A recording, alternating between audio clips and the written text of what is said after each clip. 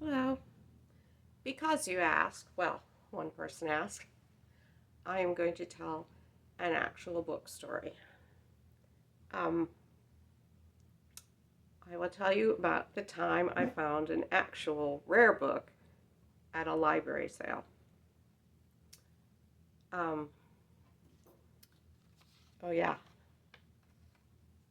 I'm Cher. Hello, welcome. I am a musician and I have two small businesses to keep me going. One is that I buy and sell used and rare books, and the other is that I sew and I have a handmade business. Um, and this is a bookstore. 2 years ago, well, 2 years ago and a little bit, um, the Friends of the Library, this was in Fremont. It's a small library sale. Um, it used to be bigger, but after the shutdown, when it came back, it was smaller. I mean, I think like us, our library, we had to regroup. You had to get new people in charge. Had to like figure out a library sale from the ground up. So I'm imagining that's what they did too. Um, you used to be able to find. I used to dependably be able to find good gardening books. Um, because someone who was a friend or a supporter of the Friends was way into plants and gardening and horticulture and stuff. And I found some good books there, but those aren't there anymore. Um, in fact, it's shrunk down. It's 99% fiction, like a lot. I mean, we our library sale, which I work at, um, is also 90% fiction. It's just what people are donating now. You can only sell what they donate. Anyway, so I went and, looked around and pulled out some stuff at my little stack. Um, but when I realized, okay, I don't think there is anything else here, I go through it one last time and try and look at everything just to make sure. And it was on that final round. Um, I was checking the books under the table. If there's not enough room on the table, you put them under the table. So under the table, um, there was a copy. There were two copies of Robin Hood. The one was like from the 30s, you know, not anything rare, but cool. And the other one, it said Robin Hood on the spine. So I just pulled them and didn't look at them till I got home. And when I got home, the one that didn't look very remarkable was because it was rebound. Rebound, a nice binding, but not a fine binding. It's not decorative. It's decent, but it's not going to impress anybody. So I'm imagining that it looked to people like a library rebinding. It doesn't when you're actually holding it, but yeah. Um, and the thing is that if it hadn't been rebound, if it had had its original binding, it would not have been laying on the floor there for me to find. I think even the people setting up the library sale would have discovered it. But because it was rebound, it was mine. And what was it, you say? It's a first of the Robin Hood illustrated by Howard Pyle. Um, at least, on my initial inspection, there was nothing that said it wasn't. So it's like, yay. But how do I find out? Now, generally, uh, you can go on to ABE and on the better listings, it will actually list the points. Um, so if I've got a book I suspect is a good book, I go to the high end listings. Let's look at the most expensive books. And usually I can find what I want. Not this time. I mean, people were describing the cover, but that did me no good at all. I have a rebound copy. So I then wanted to refer to the BAL, Bibliography of American Literature. Since I was in the business for years and years and years before I moved away, and after I've moved back, and restarted the business at a smaller scale, pennies instead of dimes. Yeah. In the olden days, because I've been around a long time, you could judge a dealer by his reference section. I had a shelf of reference books, and I used to, when I was pricing books, I would pull out the ones that I thought had potential. I'd pile them up, and then every now and then I would sit there with all my reference books, like with my books all in a circle around me, sitting on the floor, of course, and go through one by one, reference book by reference book by reference book by reference book. And if I found one of mine, then I had my, proofs. And, I'd write them down and pull that book out of the circle. Yes, I would do that. Go away. But, we don't live in that age now. We live in the everything's online age. And I don't have access to the BAL. I went to my library, my local library, and described why I needed it, what I needed, and they looked up and found like 2 libraries that actually have copies of the BAL. But I don't remember what they were. But they weren't close. So I have a friend who teaches at a university, a big university, and asked her if by any chance her library might have access to the BAL. So she has a friend who works at the library and got hold of her. And all this is taking weeks, months. I think it took 6 months from beginning to end for this odyssey. She asked her friend at the library, and they found that somewhere in their online access stuff, they had the BAL.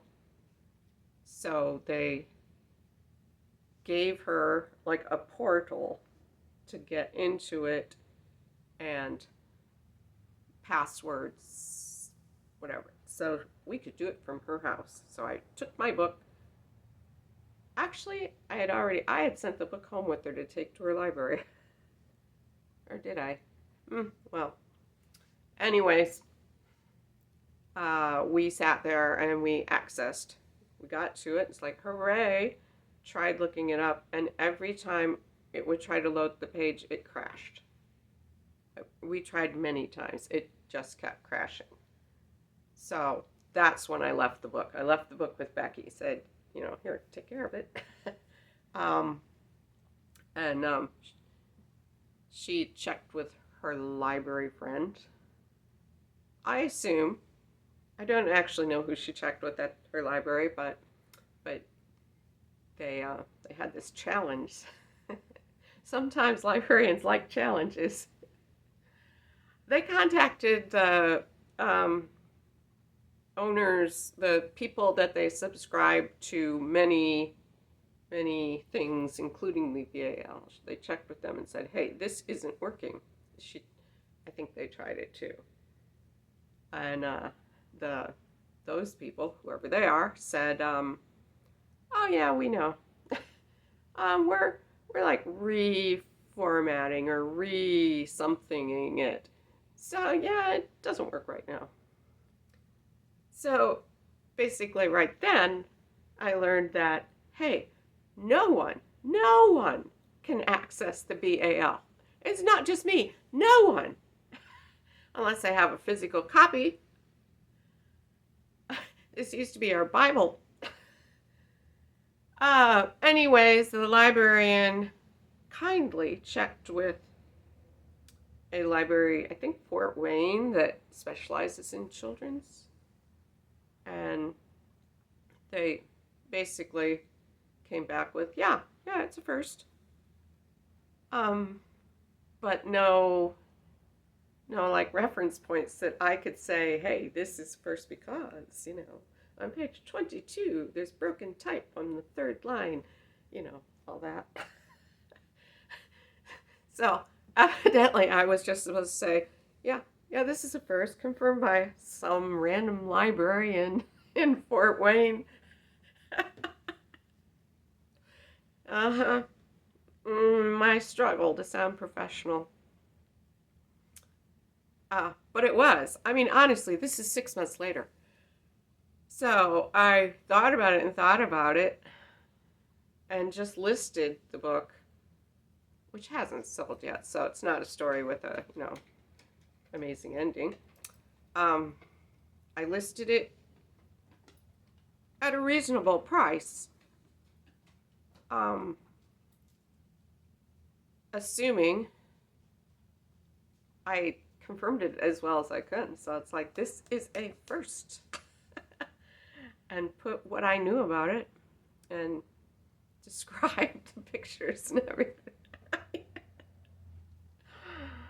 And there it sits, my quest to sound professional.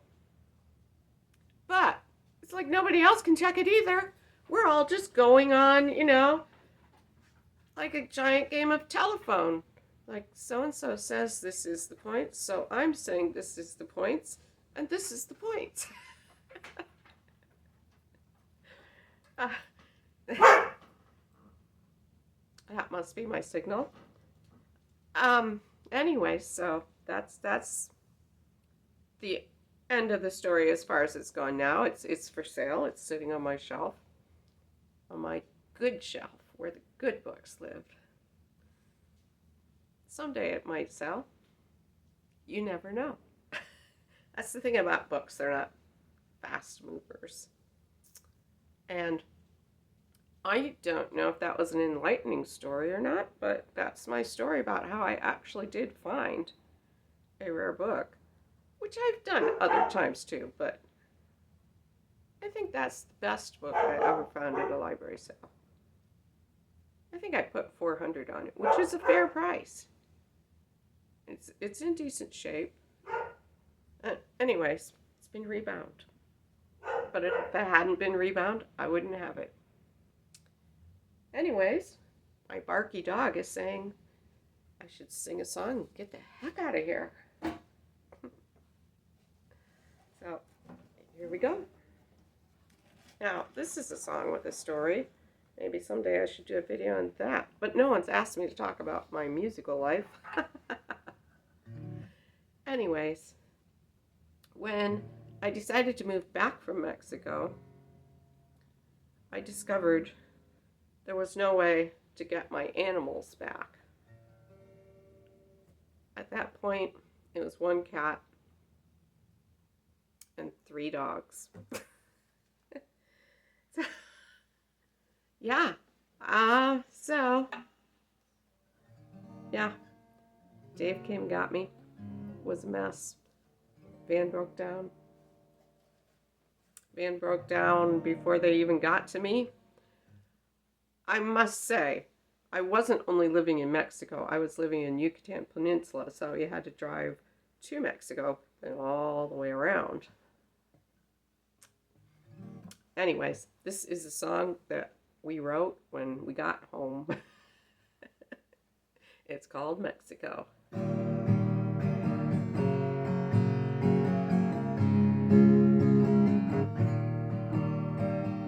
Dr. Pepper and a bottle of cheap gin, all the way from Mexico.